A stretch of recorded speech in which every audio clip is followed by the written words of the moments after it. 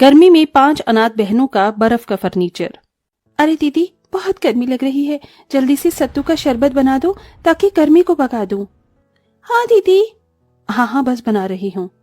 गरीब सलोनी जैसे तैसे सत्तू का शरबत बनाकर अपनी बहनों को पिलाती है तो चारों बहनें अजीब सा मुंह बनाती हैं। इयो, दीदी कैसा शरबत बनाया है, ये तो वो है ही नहीं जैसे मम्मी बनाती थी। हाँ दीदी, इसका स्वाद तो बहुत अजीब सा है। दीदी, ये सत्तू का शरबत नहीं है, ऐसे हम गर्मी में तरोताजा कैसे होंगे? ये तो मुझे आटे के घोल का लग रहा है। मम्मी होती तो हमें कितना अच्छा शरबत बनाकर देती थी, लेकिन अब हम अनाथ हो गए। मुझे माफ कर दो तुम चारों, तुम्हें तो पता है घर में कुछ भी ढंग का खाने पीने को नहीं है, सिर्फ खिचड़ी दाल थी, सत्तू नहीं था, इसलिए मैंने आटे के घोल को ही शरबत बनाकर दे दिया। सोचा था कि तुम्हें पता नहीं चलेगा, पर पता चल गया। मम्मी पापा के जाने के बाद सब कुछ बहुत मुश्किल हो गया है। दीदी ऐसे रो नहीं, आपको ऐसे देखकर अच्छा नहीं लगता। मुझे भी तुम लोगों को ऐसे परेशान करना अच्छा नहीं लगता। तुम जानते हो घर में पैसे नहीं हैं, ऊपर से गर्मी है। जब पैसे लाऊंगी तो सत्तू का शरबत बना दूंगी। भले ही हम अनाथ हो गए, लेकिन अपने आप को कभी अनाथ मत समझना। तुम्हारी बड़ी बहन हमेशा तुम्हारे साथ है। तभी चारों बहनें सलोनी के गले लग जाती हैं। कुछ देर बाद सलोनी अपनी बहनों के लिए ज्यादा पानी डालकर खिचड़ी बना देती है। एक पंखा था, वो भी चलना बंद हो गया था। ओहो, बस इसकी कमी थी, अब ये भी बंद हो गया। अब हम गर्मी में कैसे रहेंगे? हमारे घर में कुछ भी नहीं है, ना बेड, ना सोफा, ना कुर्सी, ना खुद को देखने के लिए शीशा, और ना ही फ्रिज, वरना हम बहुत ठंडा पानी पीते। ये गरीबी और गर्मी ने हम बच्चों की जान ले रखी है। दीदी, मुझसे ये पानी वाली खिचड़ी नहीं खाई जा रही। मुझे भी दीदी खाने का मन नहीं है, मेरे को अच्छा अच्छा खाना खाना है। कचौड़ी, पूरी, मटर पनीर, दाल मखनी, चावल, आइसक्रीम, कोल्ड ड्रिंक, ये सब हमें कब खाने को मिलेगा? देखो, ये सब खाने को जब मिलेगा जब मैं नौकरी करने चली जाऊंगी। तब तक थोड़ा सब्र कर लो, मैं आज ही काम देख कर आती हूँ। फिलहाल सब मेरे साथ बैठकर खाना खा लो। ठीक है दीदी। सलोनी अपनी बहनों के साथ बैठकर खाना खा लेती है कि तभी लाल लाल चींटियां उनके पास आ जाती हैं। ओह, दीदी देखो, लाल चींटियां कहीं काट ना ले। हमारे घर में कहां से आ गई? हमारे पास कुछ मीठा भी खाने को नहीं है। दीदी ने भगाओ ना। चिंता मत करो, तुम्हें ये काटेंगी नहीं। मैं अभी हल्दी डाल देती हूँ जिससे ये अंदर को ना आ पाए। फिर दीपा वहां पर हल्दी छिड़क देती है। इसके बाद चींटियां आना बंद हो जाती हैं। वहीं सलोनी भी धूप में परेशान होकर अपने लिए काम ढूंढती है, लेकिन कोई भी उसे काम नहीं देता। वो घर में घुसी ही थी कि इतने में सबसे छोटी बहन उसे पानी देने के चक्कर में मटका फोड़ देती है, जिससे सारा ठंडा पानी गिर जाता है। दीदी सॉरी, मुझसे गलती हो गई। मैं तो आपको ठंडा पानी देना चाहती थी, मटके का। अरे किंजल, तुम्हें ये करने की क्या जरूरत थी? मैं अपने आप ले लेती। अब हो गया ना नुकसान। ठंडा पानी पीने से भी हाथ धो बैठ गए। अब कुएं से पानी लाना पड़ेगा, और वो भी ठंडा नहीं होगा। इतनी प्यास लग रही थी। दीदी, वो बहुत छोटी है, उसे कुछ मत बोलो, मैं कुएं से पानी ले आती हूँ। पर अब पानी रखेंगे किसमें? एक स्टील की बाल्टी है, उसमें ही रख लेंगे। सलोनी बिखरे हुए पानी की जगह को साफ करती है और दीपा कुएं से धूप में पानी लेने चली जाती है, जहां उसे बहुत पसीना आता है। पांचों अनाथ बहनों की जिंदगी में बिना माँ बाप के बहुत संघर्ष था। कभी खाने के लिए तो कभी पानी पीने के लिए। रहने की भी अच्छी जगह नहीं थी। जैसे तैसे बच्चे रह रहे थे, लेकिन अब तो घर का अनाज भी खत्म होने को आया था। फिर कुएं का गर्म पानी पीकर सलोनी बैठ जाती है। हे भगवान, एक तो मुझे काम भी नहीं मिल रहा, ऊपर से मटका भी टूट गया। अब मटका 40-50 रुपए का आएगा, कहाँ से पैसे आएंगे? हमारे पास पैसे नहीं है और इस पानी से प्यास भी नहीं बुझ रही। दीदी, मम्मी पापा के जाने के बाद हमारे साथ क्या क्या हो रहा है? ऊपर से हम सबको धीरे धीरे बहुत पसीना आ रहा है, गर्मी लग रही है, पंखा भी ठीक करवाना था।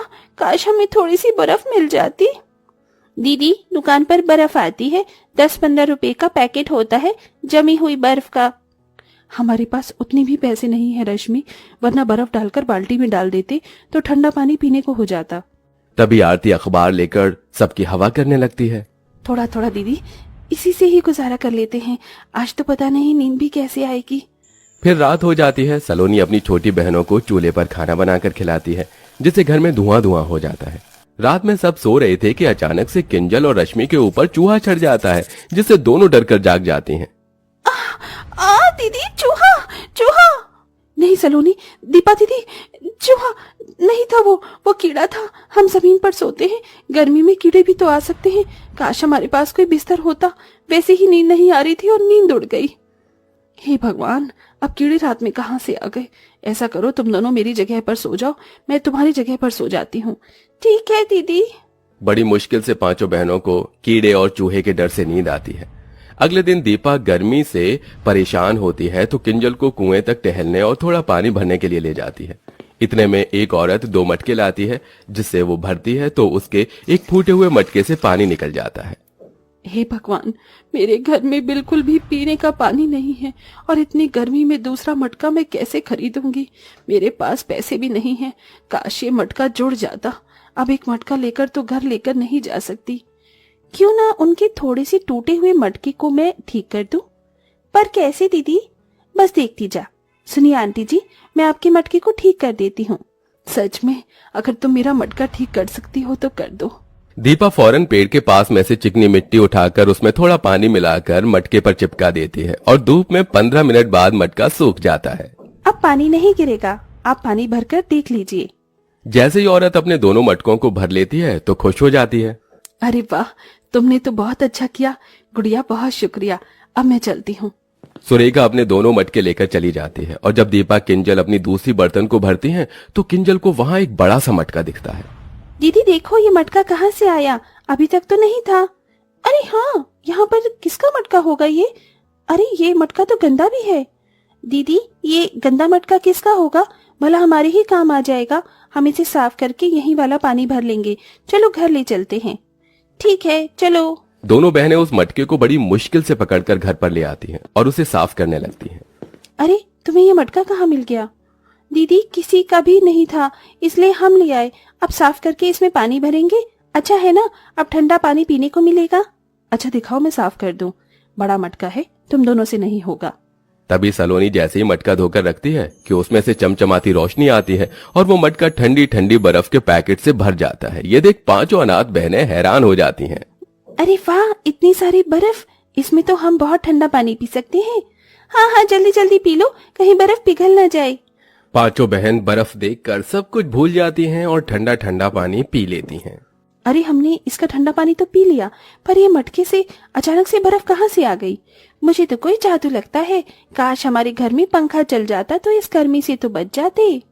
तभी उस मटके से एक जादुई रोशनी निकलती है। मटके की ठंडी ठंडी बर्फ से पूरा घर बर्फ की ठंडक से भर जाता है।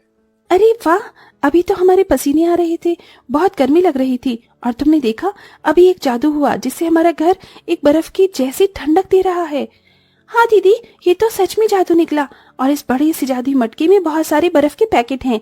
इसे हम बेचकर इस गर्मी में पैसे कमा सकते हैं। अरे हाँ, ये तो मैंने सोचा ही नहीं। और उसके बाद हम कूलर लेंगे, एक बेड लेंगे। दीदी दीदी, मुझे नए कपड़े चाहिए और फ्रिज भी। दीदी आप अकेले बर्फ बेचने मत जाना। ऐसा करते हैं, मैं रश्मि को ले जाती हूँ और आप बड़ी हैं तो आप आरती और किंजल को साथ रख लीजिए। ये बर्फ पिघलने से पहले हमें बेचनी होगी। ठीक है। पांचों अनाथ बहनें एक पन्नी में जादुई मटके से बर्फ के पैकेट निकाल कर उसमें रख लेती हैं और अलग अलग दिशा में बेचने चली जाती हैं, जहां लोग सस्ती बर्फ देखकर खरीदने लगते हैं। बर्फ ले लो, बर्फ, ठंडी ठंडी बर्फ, 5 रुपए का एक पैकेट, 5 रुपए का एक पैकेट। दीदी, मेरे पास सिर्फ 4 रुपए है। मेरे घर में फ्रिज नहीं है। आप इतने में ही बर्फ दे दो। मेरी मम्मी के बुखार हो गया है तो उनको बर्फ लगानी है। ठीक है, ऐसा करो, तुम 2 पैकेट ले जाओ। शुक्रिया दीदी। ऐसे ही पांचों बहनें 2-3 हफ्तों तक उस मटके से जादुई बर्फ मांगती हैं और उन्हें बेचकर पैसे इकट्ठे करती हैं और अपने घर में सबसे पहले सोने के लिए एक पलंग और उसके बाद बर्फ बेचकर कूलर ले आती हैं। अरे वाह दीदी, इस कूलर की ठंडी ठंडी हवा में बहुत मजा आ रहा है। हाँ ये तो है, अब हमें कीड़े भी नहीं काटेंगे क्योंकि हमारे पास फर्नीचर में हमारा सबसे पहले बेड आ गया। अब धीरे धीरे इस जादुई मटके से बर्फ को निकाल कर बेचेंगे और सोफा, फ्रिज सब कुछ ले आएंगे। हाँ हाँ दीदी, आज खाने में अच्छी चीज बनाई है ना आपने? हाँ, तुम सबके लिए मटर पनीर पुलाव और रायता। तो चलो दीदी, ठंडी हवा में बैठकर खाना खाते हैं। 1 मिनट, रायते में बर्फ डालने के लिए जादुई मटके से मांग लेती हूँ।